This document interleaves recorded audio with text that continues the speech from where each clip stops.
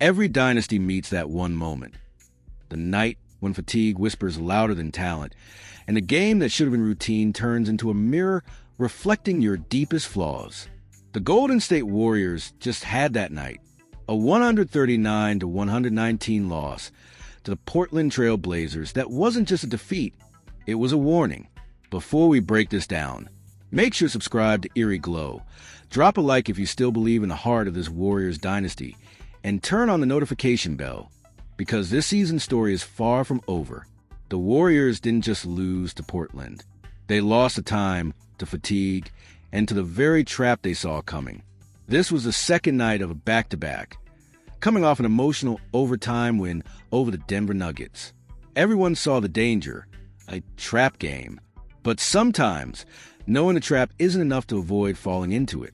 The legs were heavy, the mind slower, and the hunger, the kind of reckless fire that young teams play with, belonged entirely to Portland.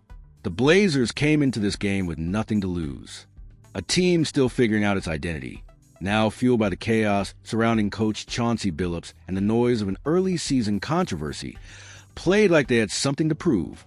Every Blazers starter scored in double digits. Denny Avdija and Shaedon Sharpe led the charge with speed and freedom, outrunning Golden State in transition and tearing apart their half-court defense. Meanwhile, the Warriors' aging core looked human. Stephen Curry, 37 years old, still defied time, dropping 35 points in just 27 minutes, shooting 50% from three and 100% from the line. He was efficient, he was poised, he was brilliant. But brilliance, once again, wasn't enough. Because while Curry shined, the rest of the team dimmed. Draymond Green and Jimmy Butler looked exhausted. The defensive communication was off, the rotations late, and the transition defense non-existent. Allowing nearly 140 points to a rebuilding team is not just bad, it's unacceptable. Golden State's defense looked disconnected, slow, and confused. You could see the gap not in talent, but in energy. The younger Blazers played with desperation. The Warriors played like a team trying to save their legs for April. But the NBA doesn't let you skip the grind. It's not just one bad night. The schedule has already tested them. 3 games in 4 days to start the season. That's brutal for any team, but especially for one whose stars are on the wrong side of 30. Steph, Draymond, and Butler can still dominate, but they can't do it every night. And when you add travel, fatigue, and an unbalanced roster, games like this one are bound to happen. The imbalance is glaring. Without Al Horford, the Warriors were forced to rely heavily on smaller guards. That meant less size at the 3, 4, 5 spots, and Portland took full advantage. They pushed the pace, attacked the paint, and forced Golden State to defend out of position all night.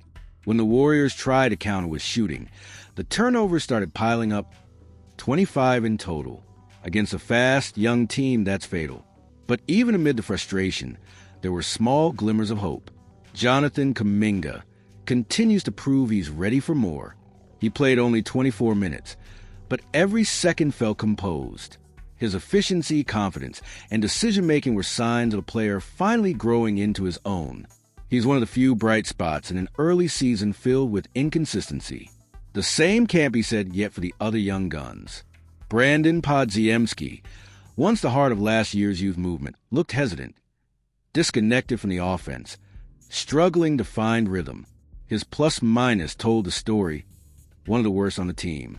Losing his starting role seems to have shaken his confidence. Moses Moody, returned from rest, had 13 points but felt invisible. He should have been fresh, explosive. Instead, he looked just as drained as the veterans. This is where Golden State's biggest question lies. What kind of team are they now? Are they still the fast, joyful, pass-happy Warriors who once revolutionized the game? Or are they now a hybrid, part veteran machine, part youth experiment? Still unsure how to merge the two identities? It's easy to say, trust the process. But processes take energy, and energy is what the Warriors are running low on. Curry can still hit the impossible. Draymond can still anchor the defense. Jimmy Butler brings championship toughness. But this isn't 2017 anymore. The game is faster, the league is deeper, and the margin for error is gone. Yet, there's something deeply familiar about this story. Because if you look back, Every great Warriors run started in chaos. In 2014, people said Curry and Thompson were too small. In 2019, they said the dynasty was over. In 2022, after injuries and doubt, they rose again. The Warriors don't respond to comfort. They respond to crisis. And this loss might just be the jolt they need. Golden State doesn't need panic trades. They need adjustments. They need to trust the youth more, to let Kuminga play through mistakes, to give Podziemski minutes even when he's struggling, to rediscover the rhythm that made their system unstoppable. They also need rest, smarter rotation management, and balance between experience and energy. Steph Curry can't carry them every night. That's not an insult, it's reality. What makes a dynasty survive isn't one man's greatness, but the system that sustains it. And right now, that system is showing cracks. But the truth is, it's early. The Warriors are 2-1. This isn't disaster, it's a test. The goal isn't to dominate October. It's to survive the marathon. To make it to the playoffs healthy, confident, and united. Because in the playoffs, there are no back-to-backs. There's rest, there's rhythm, and there's memory. The kind only champions have. Maybe this loss wasn't a step backward. Maybe it was a necessary reminder that even the greatest have to evolve. That hunger must be renewed every season, no matter how many rings shine on your fingers. Because the moment you assume your past will carry you, the future passes you by. Steph Curry still believes. You can see in his eyes every time he takes the floor, that quiet defiance against age, that refusal to fade quietly. He knows what it takes to win. He's done it 4 times. And he knows that every season starts messy before it becomes magic. The trap game wasn't the end. It was a mirror.